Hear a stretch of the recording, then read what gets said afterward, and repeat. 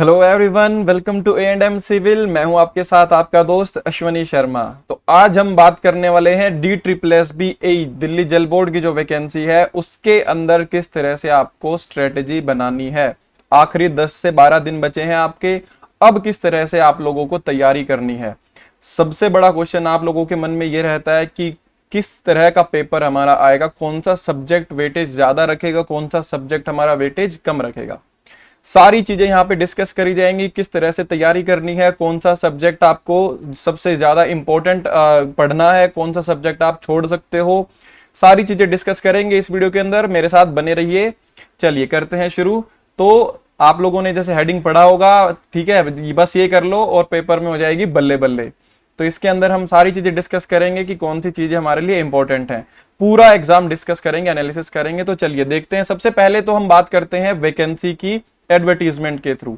तो एडवर्टीजमेंट में हमने देखा था जो आपका पोस्टल कोड है वो 3/2020 है, ठीक है। ये सब लोगों को पता होगा। दिल्ली जल बोर्ड की वैकेंसी है। नंबर ऑफ वैकेंसी अनरिजर्व्ड के लिए 20 और ओबीसी 10, SC 8, ST 4 और टोटल हमारी जो वैकेंसी है, टोटल नंबर ऑफ वैकेंसीज 46 है, जिसके अंदर हमारा पीडब्ल्यूडी की भी 2 वैकेंसीज इंक्लूडेड हैं। तो 46 आपकी नंबर ऑफ वैकेंसीज हैं। ये सब लोगों को पता है, सब लोगों ने एडवर्टीजमेंट के थ्रू पढ़ लिया होगा। इसके साथ बाकी सब लोग भी मतलब बाकी सारी हमारी जो पोस्ट है वो भी इसी के एडवर्टीजमेंट के अंदर आई थी। तो चलिए असिस्टेंट इंजीनियर की, अब इसके अंदर हमने देखा कि टोटल 46 जो पोस्ट हैं उनमें आपका कंपटीशन कितने बच्चों के साथ है।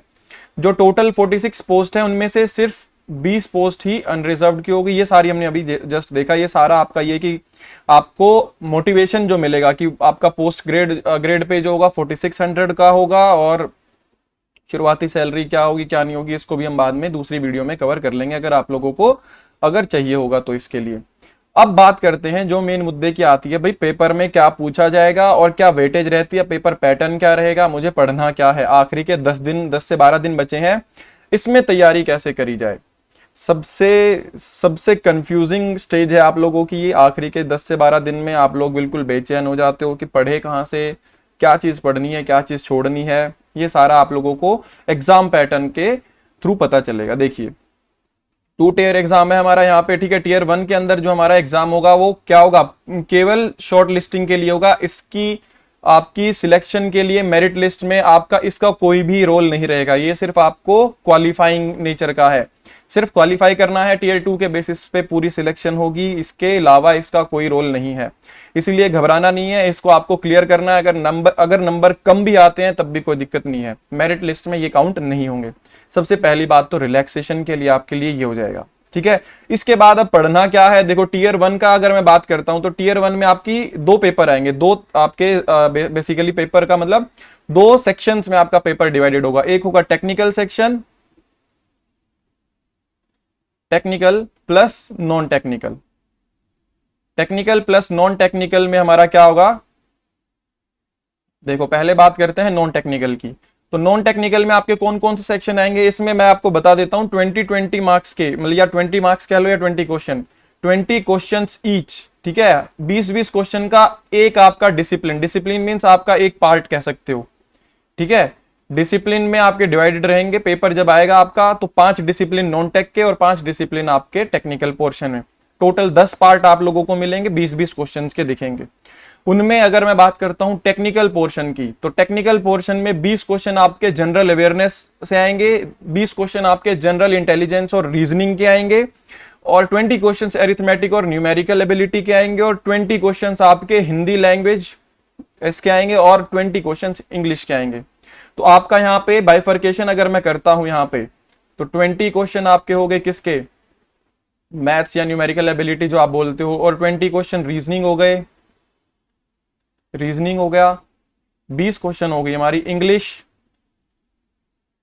20 क्वेश्चन हो गए हमारे हिंदी के, और 20 क्वेश्चन हो गई हमारी जनरल अवेयरनेस। ये टोटल हमारे यहाँ पे 100 क्वेश्चन बन जाते हैं। 100 क्वेश्चन का हमारा नॉन टेक्निकल पोर्शन आएगा। इसमें से अगर मैं आप लोगों को बताता हूं, देखो अब कट ऑफ कैसे क्लियर करनी है वो मैं आपको समझाऊंगा। कितने मार्क्स आपको यहाँ पे मिनिमम लेके चलने हैं एज्यूम। मैथ्स और रीजनिंग में दोनों में मिला के अगर आप अच्छे से करते हो, रीजनिंग ज्यादा मुश्किल नहीं आती, मैथ्स में आपको थोड़ा बहुत उलझा सकते हैं।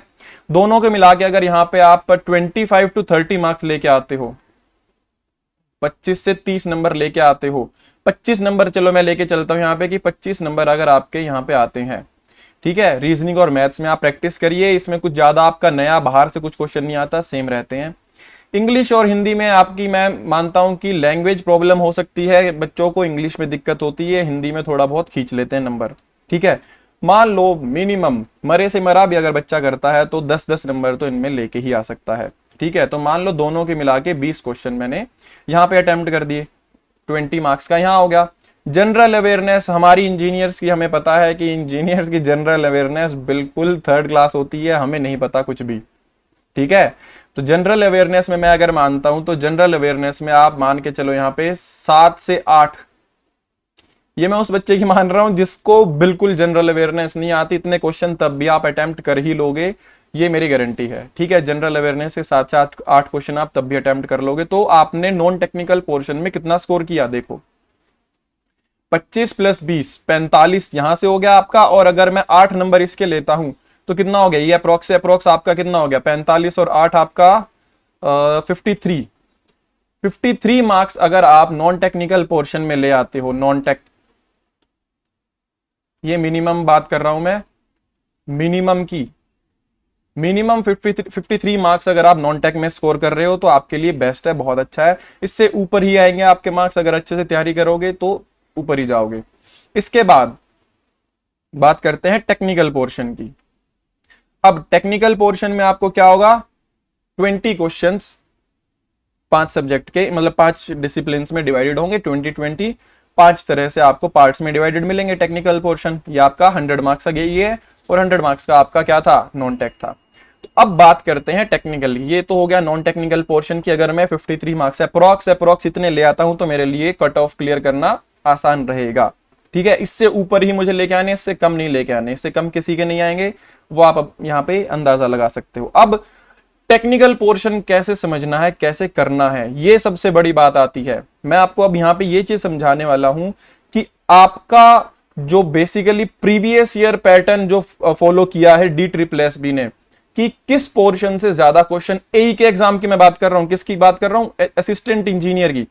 जेई में थोड़ा सा पैटर्न चेंज रहता है, मतलब वेटेज सब्जेक्ट की जो है वो डिफर करती है, बट असिस्टेंट इंजीनियर की अगर मैं बात करूं तो चलिए देखते हैं। अब असिस्टेंट इंजीनियर के अंदर अगर मैं बात करूं तो सब्जेक्ट वाइज वेटेज जो रही है, प्रीवियस ईयर पेपर्स के ऊपर प्रैक्टिकली बेस्ड है ये सारी वेटेज जो मैं आप लोगों को बता रहा हूं। हम पिछले पैटर्न को ही स्टडी करके अंदाजा लगा सकते हैं, अदरवाइज सिलेबस या कुछ ऐसा हमें कहीं पर मेंशन नहीं है कि आपका ये सब्जेक्ट ज्यादा आएगा ये कम आएगा।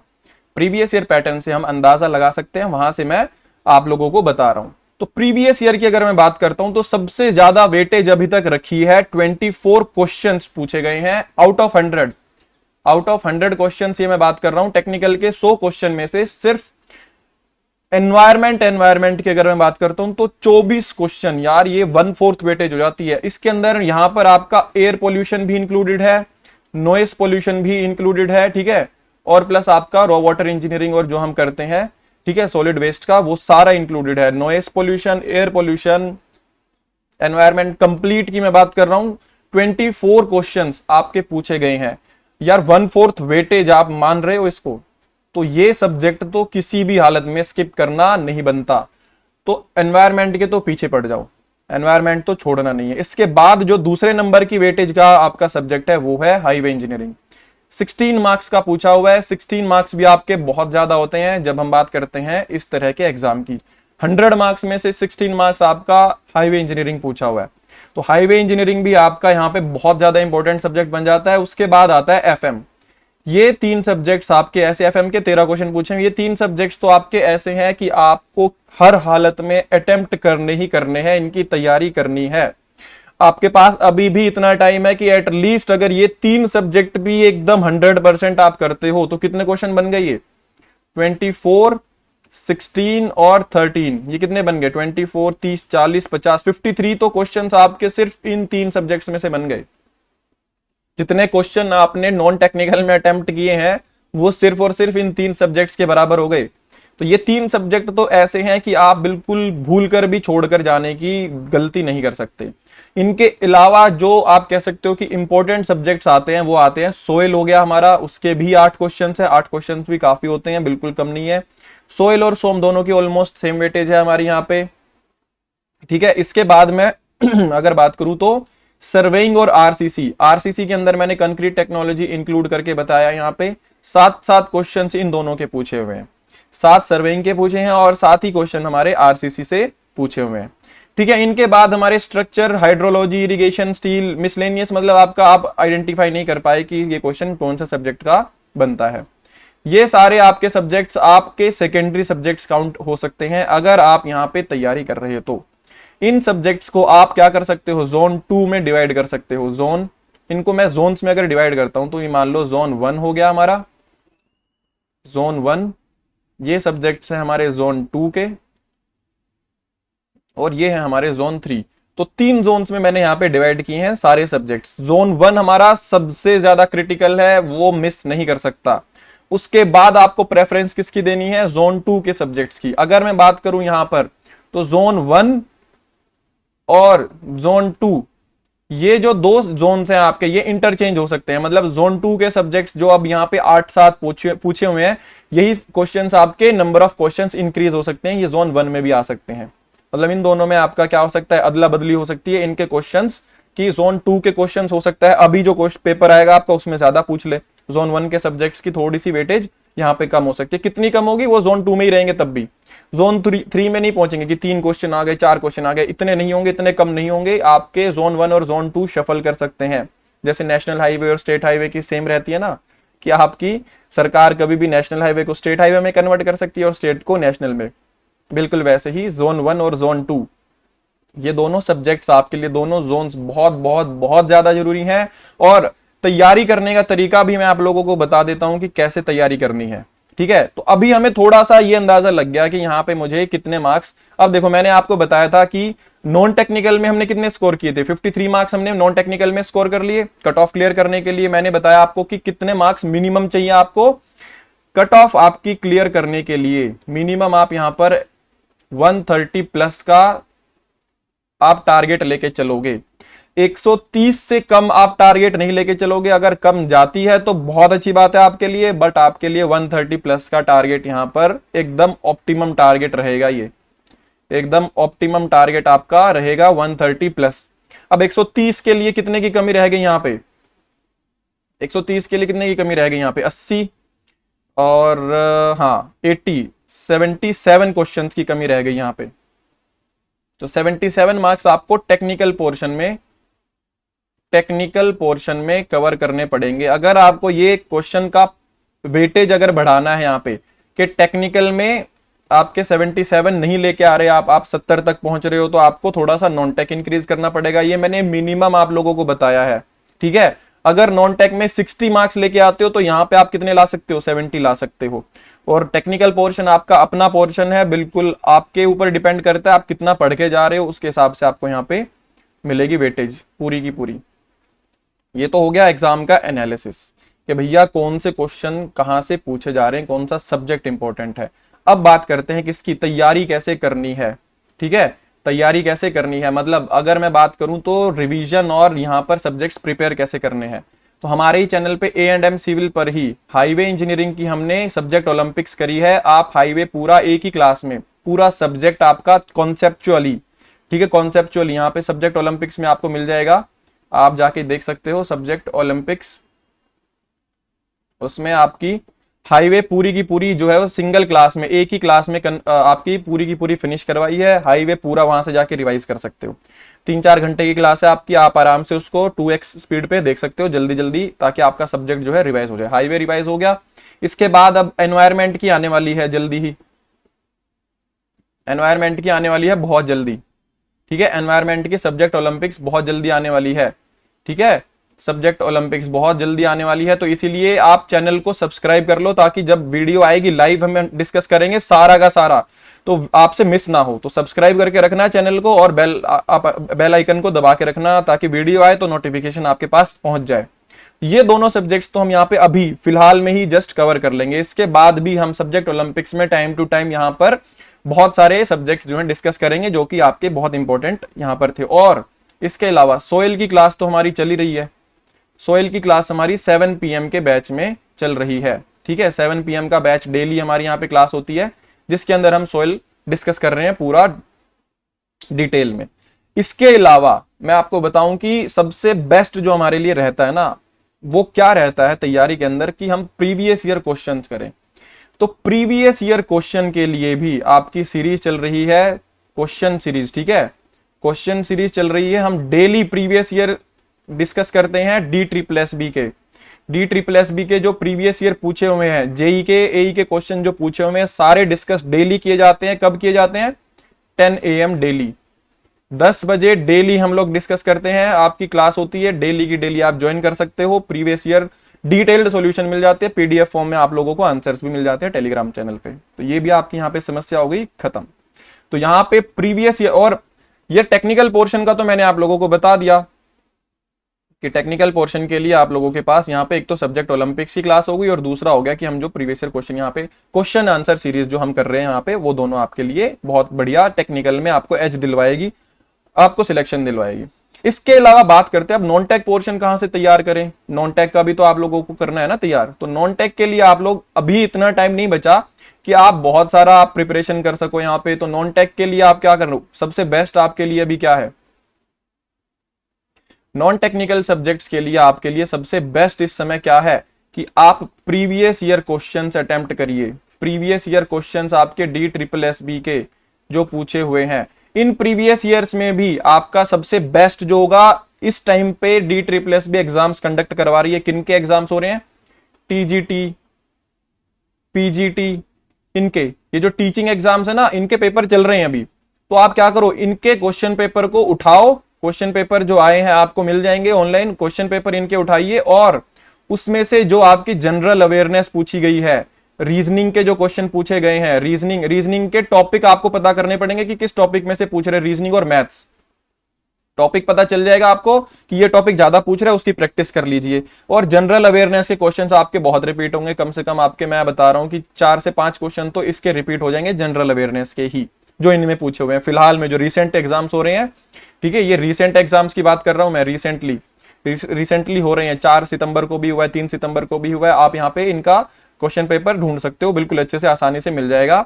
इसके अलावा बचा क्या, इंग्लिश और हिंदी। इंग्लिश और क्या बचा आपका, हिंदी। ये लैंग्वेज पेपर्स आपके बचे। हिंदी और इंग्लिश के मैं आपको बताता हूं यहाँ पे, दोनों, इंग्लिश का तो फिर भी काफी कम होगा, लेकिन हिंदी से आपके कम से कम 3 से 4 क्वेश्चन जो है वो रिपीट करेंगे। जो इनके अंदर पूछा हुआ है वही आपके में पूछा जाएगा। और इंग्लिश के अंदर हो सकता है वर्ड्स जो है, सिनोनिम एंटोनिम्स जो पूछते हैं जनरली, या कुछ करेक्शन का होगा, वो पैटर्न सेम रहेगा, बट हो सकता है आपके में वर्ड कुछ आपका चेंज हो जाए। तो 1 से 2 आप एक्सपेक्ट करो कि 1 से 2 आपके यहाँ पे भी पूछे जाएंगे। तो 4, 3, 7 और 1, 8, कम से कम 8 क्वेश्चन के अराउंड आपके रिपीटेड होंगे, रिपीटेड क्वेश्चन आएंगे, जो कि आपके अभी पूछे जा रहे हैं नॉन टेक पोर्शन में। तो नॉन टेक्निकल पोर्शन आपको कैसे कवर करना है, 8 से 9 क्वेश्चन तो अभी जो फिलहाल में एग्जाम्स हो रहे हैं इनके, उनके क्वेश्चन पेपर से ही कवर हो जाएंगे आपके। इसके अलावा जो बची आपकी बाकी की तैयारी, वो आप लोग खुद से प्रैक्टिस करो, प्रीवियस ईयर क्वेश्चंस उठाओ और उनको अटेम्प्ट करो। इससे बेटर वे अभी आपके लिए तैयारी करने का कुछ नहीं हो सकता। आप पूरा नोट्स वोट्स उठा के नहीं पढ़ पाओगे, इतना टाइम नहीं बचा, इसलिए क्वेश्चंस की प्रैक्टिस आपके लिए सबसे ज्यादा जरूरी है। तो टेक्निकल पोर्शन के लिए मैंने आपको बताया, हमारे चैनल पे हम लोग हर रोज 10 बजे और शाम को 7 बजे दोनों टाइम हमारी क्लास लगती है। शाम को 7 बजे सोयल की क्लास चल रही है, सुबह 10 बजे हम लोग daily previous year questions DSSB के जो आए हैं वो करते हैं कवर, और इसके साथ सब्जेक्ट ओलंपिक्स चल रही है, आप सब्जेक्ट पूरा का पूरा वहां से प्रिपेयर कर सकते हो। और नॉन टेक्निकल पोर्शन के लिए प्रीवियस ईयर क्वेश्चन से बेस्ट आपका कोई ऑल्टरनेट ऑप्शन नहीं है।